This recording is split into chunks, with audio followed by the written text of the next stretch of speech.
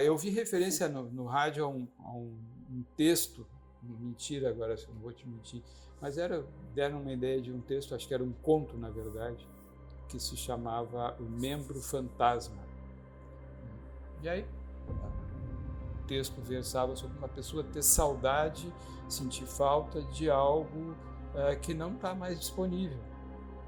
Tipo, alguém perder uma perna e sentir... E a analogia com a amputação, por alguma condição que a pessoa fica com a representação cerebral daquele membro e eventualmente sente a presença dele e estranha que ele não está ali, ou sente dor, que é mais cruel. Então, dor do membro fantasma é um fenômeno neurológico que ocorre aí no ambiente vascular, né? Em geral, o cirurgião vascular é o sujeito que vai tirar aquele membro, né, por alguma patologia ou acidente. Mas a dor do membro fantasma me fez lembrar de adição.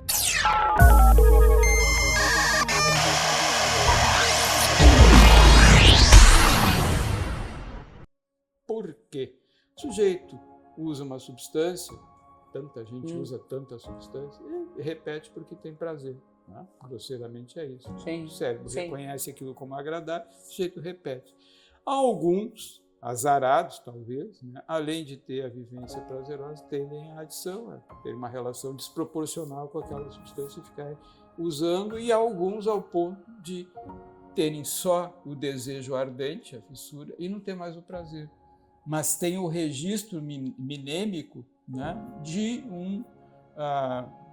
um membro fantasma, de um membro que não existe mais, porque aquilo que o sujeito experienciou não existe mais e não existirá mais. Tantas vezes quantas ele tentar, tantas vai se confirmar. O paradoxo está em sentir falta de algo que não é mais capaz de gratificar, porque a experiência repetida de um adito grave é de não ter o prazer que é como esperado. no membro fantasma mesmo, quando usam as próteses, a dor referida, a saudade do membro permanece. Muitas pessoas. Eu acho que a analogia talvez seja grosseira, mas me ocorreu pela intensidade do conceito, né? Existe uma representação cerebral do membro que foi amputado e que inclui, por denervação, por alterações neurológicas, né, das incisões, um grupo de sensações, dentre elas dor em algo que não existe.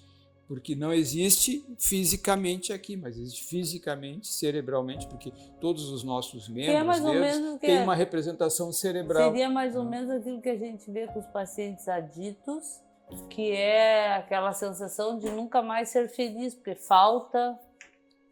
Então, o sujeito sente falta de algo que não voltará jamais, sentir saudade de alguém que se foi, de algo que se foi, não é nada muito surpreendente, mas essa lógica do membro fantasma, o sujeito conviveu com o efeito, repetiu, fixou, registrou, tem representação cerebral muito clara daquele momento e aquilo guia a busca de repetição. Então o sujeito busca o membro que não existe mais e sofre a dor de não ter fissura.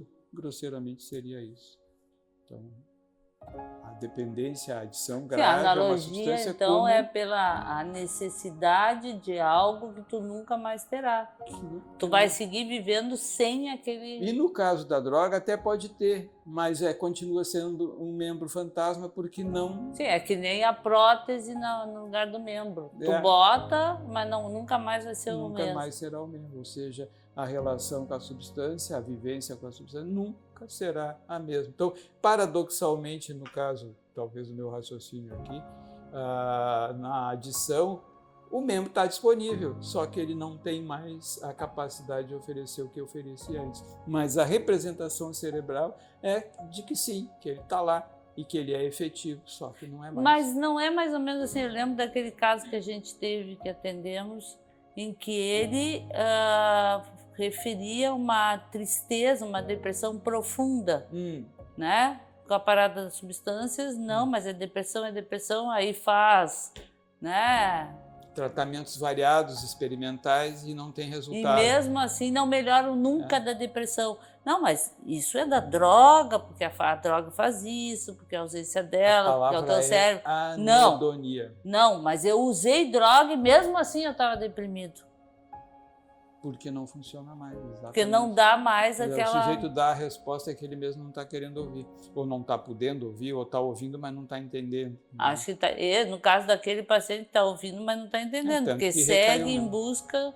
Não, e segue em busca de uma solução Uma para solução. isso, quando talvez a É solução curioso isso, seja né? a aceitação, né? A vivência de desinteresse amplo pela vida, pelas coisas da vida, não é, em alguns casos, não se trata de depressão e nem melhora com antidepressivo. Alexithymia, anedonia, Mas melhora com um tempo de abstinência. Essa é a promessa, né? mas também com aceitação, né? Aceitar que é uma sequela, uma consequência ao uso. E aí, muitas vezes, a pessoa fica encantada com a possibilidade, não, eu estou deprimido porque há outras coisas mais profundas na minha mente que precisam ser examinadas para que eu possa me livrar, e aí sim eu não vou mais recair. Ou mais, eu vou conseguir usar álcool e droga sem abuso, com moderação, se eu tiver conhecimento do que se passa dentro de mim. E essa ilusão leva muita gente a equívocos, mas especialmente a recair. Né? Exatamente. Mas é interessante esse conceito, assim. É uma analogia, né? Membro fantasma, representação cerebral indelével, porque ela não desaparece, tanto é que as recaídas podem ocorrer 20, 30 anos depois que o indivíduo passou e muito bem sem a substância, mas há circunstâncias que acionam esse esquema cerebral e ele é acionado, uma vez acionado, está associado com a busca pela substância. Sim, não vai mudar mais, né? Infelizmente.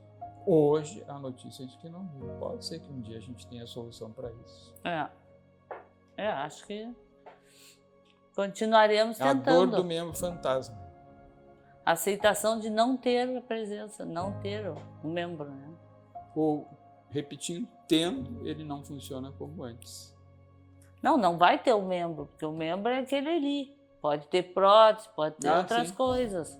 Mas o membro mesmo não. A droga, o efeito da droga lá do início... Mas não a droga em si, mas o seu efeito, esse é um membro fantasma.